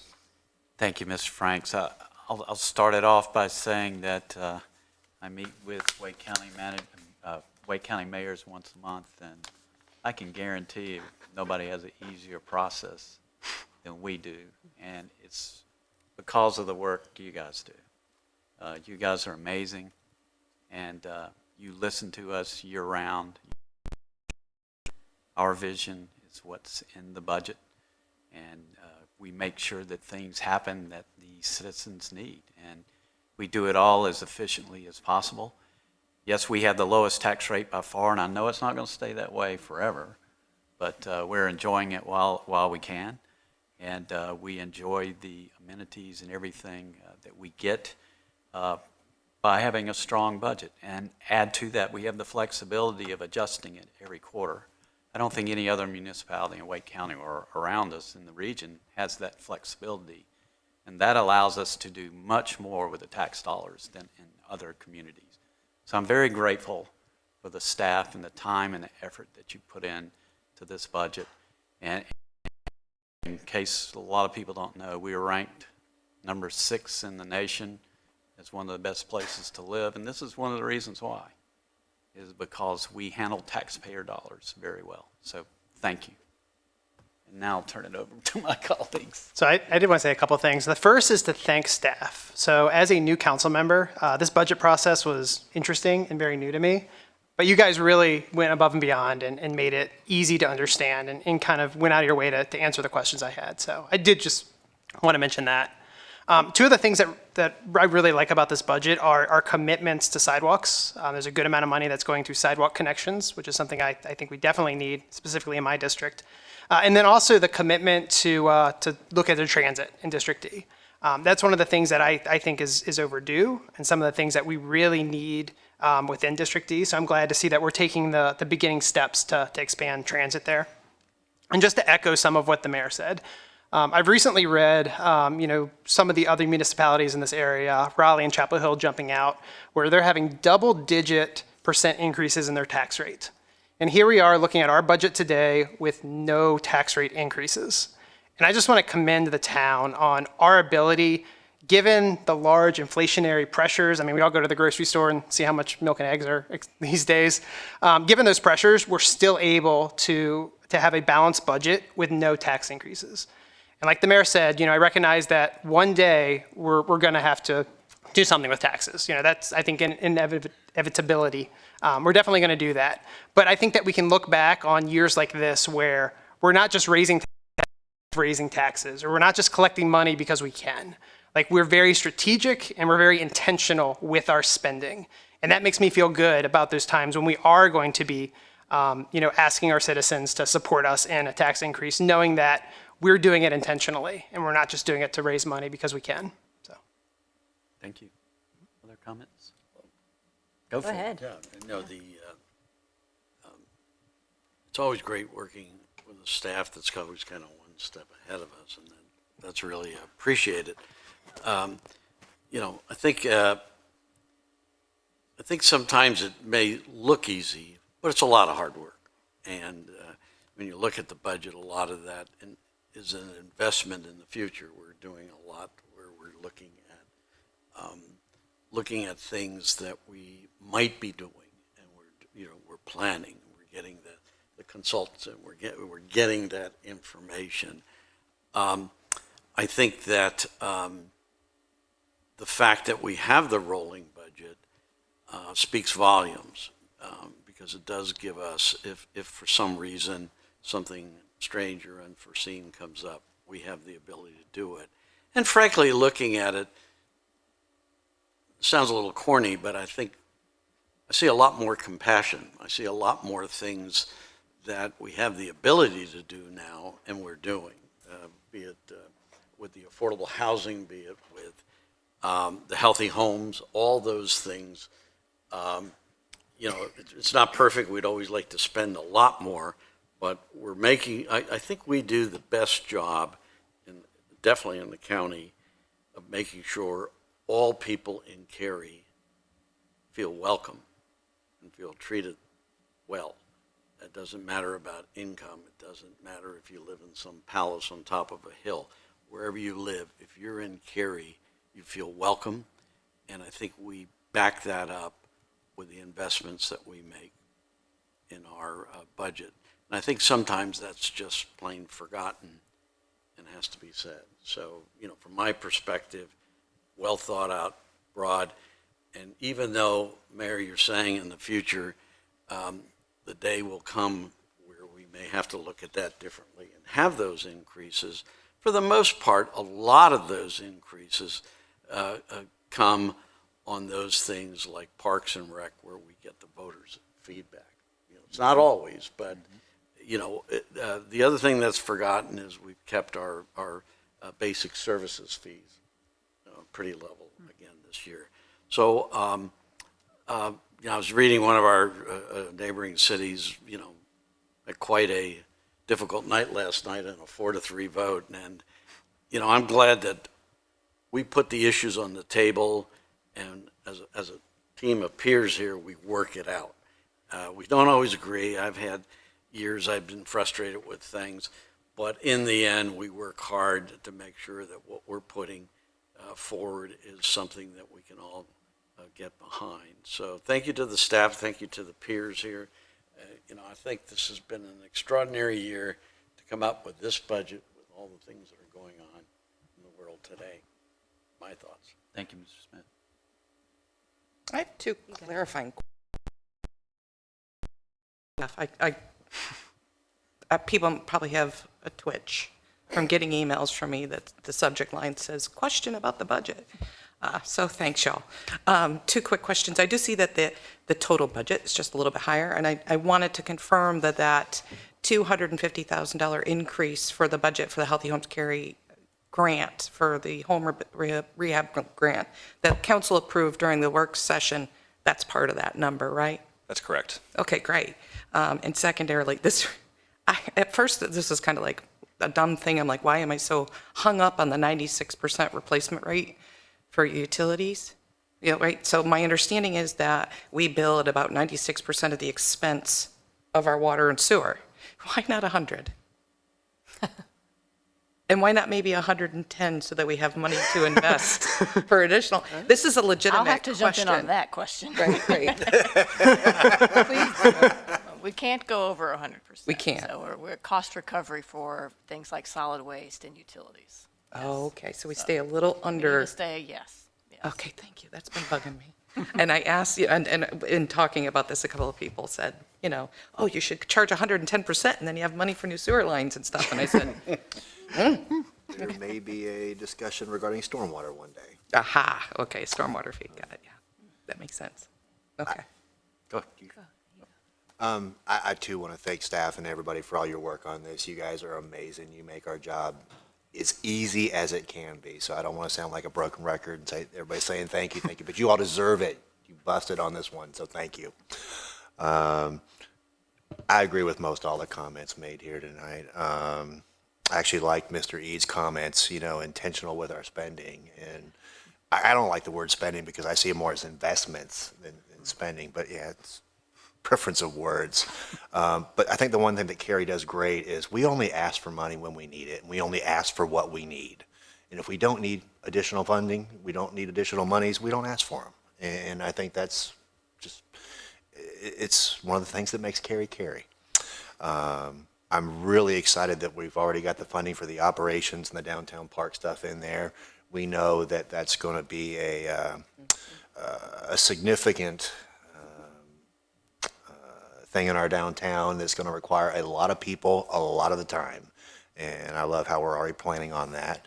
I love the investments in public safety. I really do. I think we're seeing not just in Cary, but nationally, the world's a little bit more of an unsettling place these days. And we're trying to be proactive and get on the front end of that. And that's, again, it's what Cary does. As I mentioned earlier, I'm ecstatic that we're finally appropriating the funds to rehabilitate and restore the Nancy Jones House.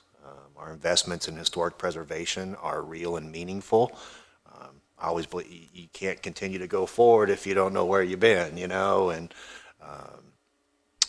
no matter how much Cary continues to grow or where we go, we can't forget where we came from. So thanks to all of you, everybody involved in this.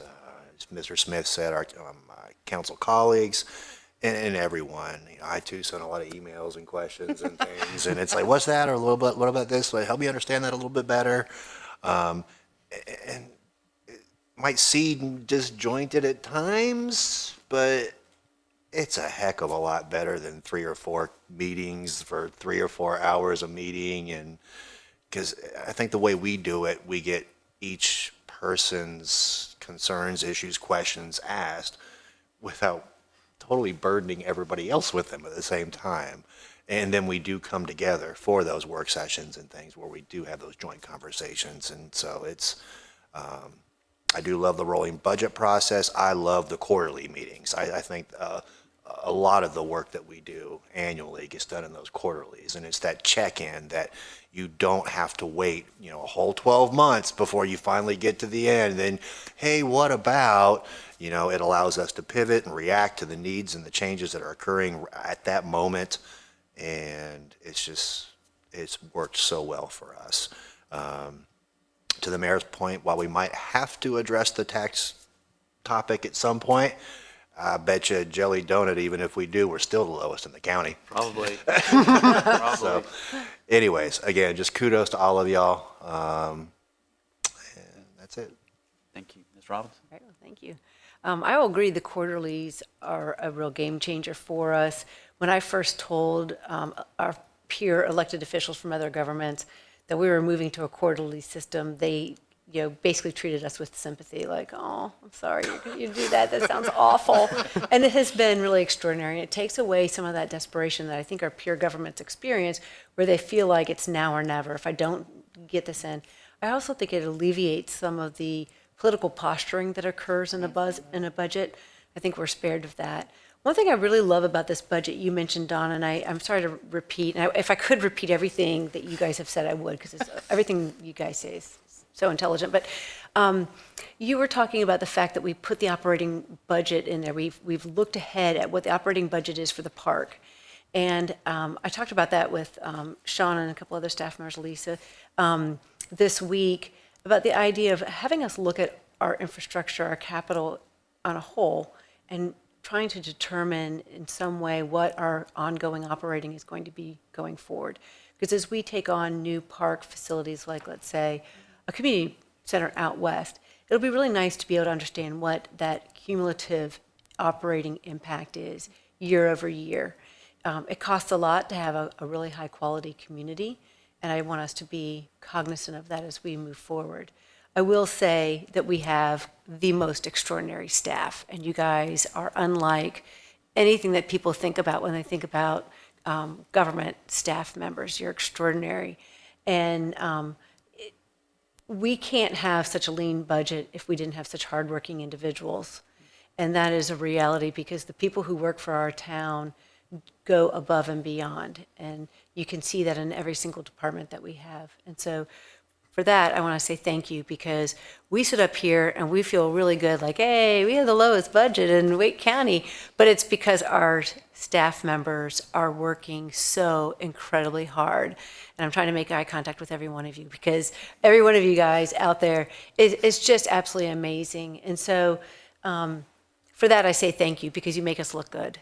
And our citizens are always raving about their interaction with our staff members, not just at budget time, but throughout the year. So it really does help us a lot.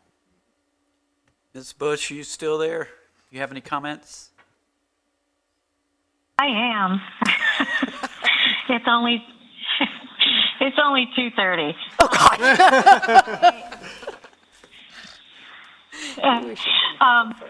I wanted to say that I also would agree. I've been appreciative of staff as well.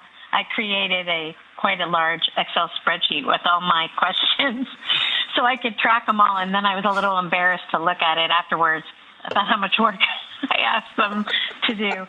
But I've also been quite appreciative about the way the rolling budget, now that we've done it for a while, has allowed us to be able to pivot and be nimble through an interesting process. And I agree with Councilmember Robinson. It's truly one of the best innovations, I think, that's come to council, especially aligned with our fiduciary duties.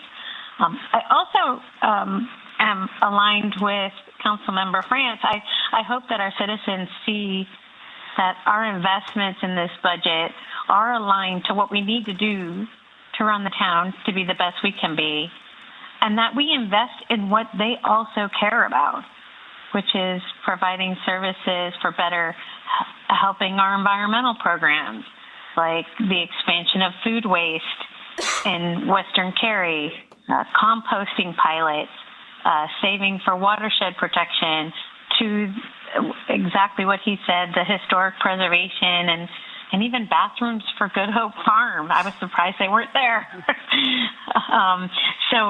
I think everything from transit to parks to public safety, it's all covered, and I am certainly appreciative and of not just staff, but the fellow council members who all weigh in with their expertise and their insights into what their districts best need. And I'm grateful to have this opportunity to participate with you all from afar and still get a chance to be a part of it and hear all of your comments. So thank you, Mayor.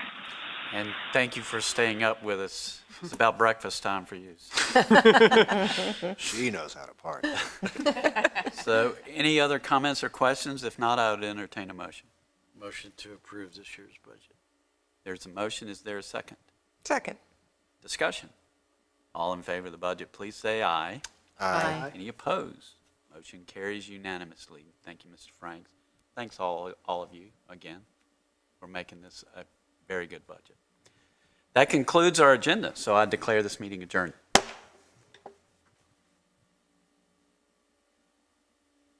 Night.